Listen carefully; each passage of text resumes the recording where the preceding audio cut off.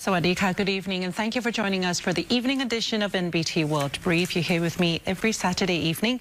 I am Shanita Sidakit Creathon.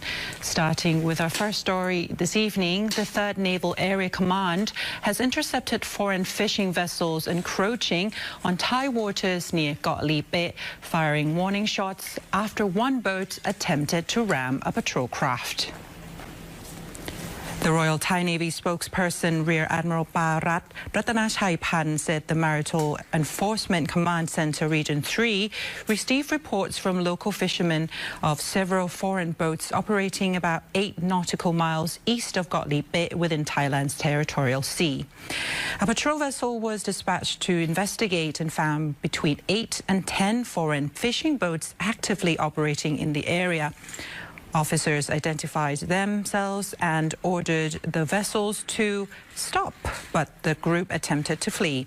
During the pursuit, one fishing boat altered course toward the patrol vessel in what is described as appearing to attempt a collision. Warning shots were then fired in proportion to the threat, enabling officers to seize one vessel and detain 3 crew members, with one suspect injured. The seized boat later sank after the situation was brought under control.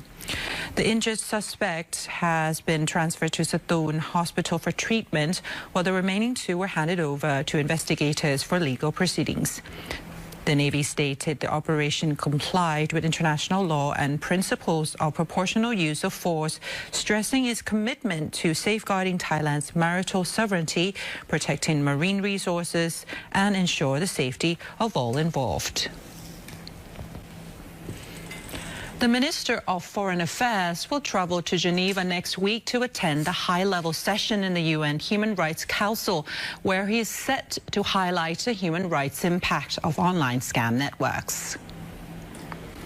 Foreign Minister Sihasak Phuongketkaew is scheduled to visit Geneva from February the 23rd to February 25th to participate in the 61st session of the United Nations Human Rights Council. During the high-level segment, he will deliver Thailand's national statement emphasizing the growing threat posed by transnational online scam operations. The minister is expected to address the issue from a human rights perspective, including financial fraud, forced labor, deprivation of liberty, and violations of human dignity. Operations by scam syndicates have caused wide-ranging economic and social damage in many countries, particularly across Southeast Asia. The meeting will also provide Thailand with an opportunity to exchange views on the role of the United Nations in promoting international peace and security, as well as protecting human rights worldwide.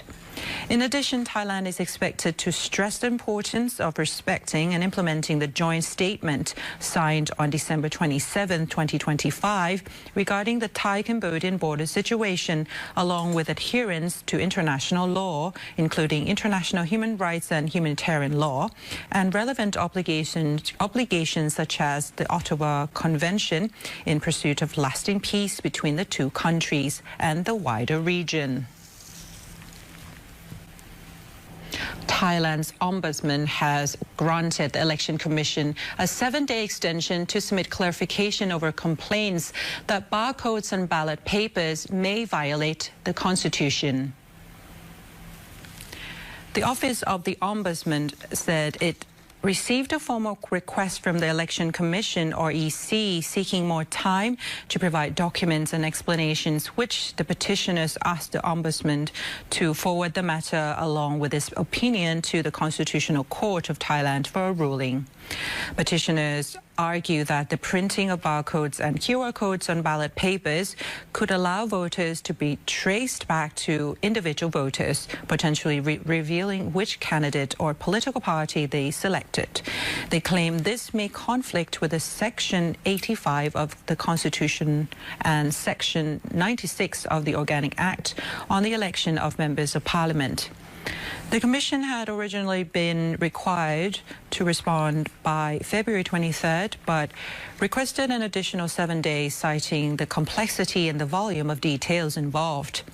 After deliberation, the Ombudsman office has set a new deadline of February the 27th for the submission for clarification and supporting documents.